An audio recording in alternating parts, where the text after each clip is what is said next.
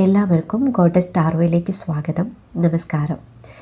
ഇന്ന് നമ്മൾ നോക്കുന്നത് നിങ്ങളെക്കുറിച്ച് ആരാണ് എപ്പോഴും ഓർക്കാറുള്ളത്, നിങ്ങളെ ആരെങ്കിലും മിസ് ചെയ്യുന്നുണ്ടോ, ഉണ്ടെങ്കിൽ അത് ആരാണ്, എന്താണ് അവർ നിങ്ങളെക്കുറിച്ച് ചിന്തിക്കുന്നത് എന്നുള്ളൊരു റീഡിംഗ് ആണ് നോക്കുന്നത്.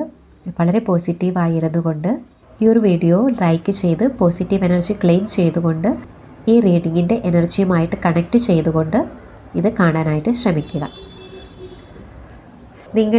നിങ്ങളെ മിസ് ചെയ്യുന്ന അല്ലെങ്കിൽ ഓർമ്മിക്കുന്ന ഒരു വ്യക്തി ഉണ്ടോ?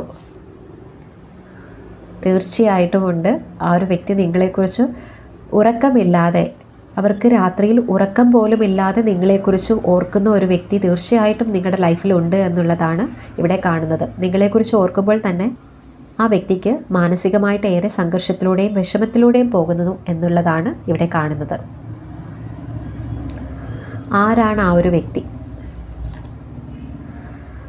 നിങ്ങളുമായിട്ട് ഇപ്പോൾ നോ കോണ്ടാക്ട് സിറ്റുവേഷനിൽ ഇരിക്കുന്ന ഒരു വ്യക്തിയാണ്.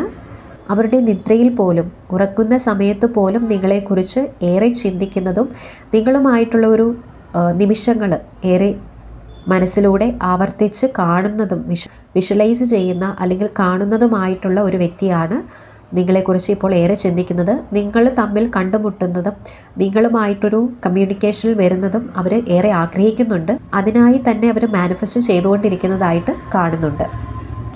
എന്താണ് അവർ നിങ്ങളെക്കുറിച്ച് ചിന്തിക്കുന്നത്?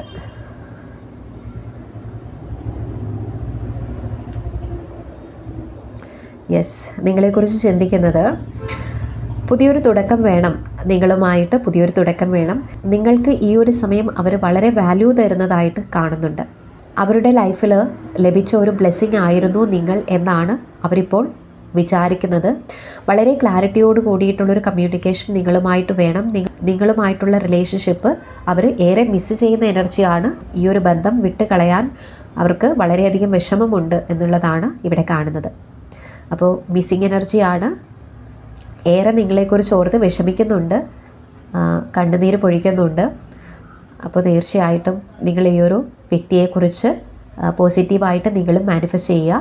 ഇവിടെ ഒരു റീയൂണിയൻ സംഭവിക്കാൻ പോകുന്നതായിട്ടും ഒരു പുതിയ തുടക്കം, നിങ്ങളുടെ റിലേഷൻഷിപ്പിൽ ഒരു പുതിയ തുടക്കം ലഭിക്കുന്നതായിട്ടുമാണ് കാണുന്നത്. റീയൂണിയൻ എന്ന് ടൈപ്പ് ചെയ്തുകൊണ്ട് നിങ്ങളിലേക്ക് ഈ ഒരു പോസിറ്റീവ് എനർജി ക്ലെയിം ചെയ്തെടുക്കൂ. കൂടുതൽ വീഡിയോസിനായി ഗോഡസ് ടാറോ ചാനൽ സബ്സ്ക്രൈബ് ചെയ്യൂ. Thank you so much.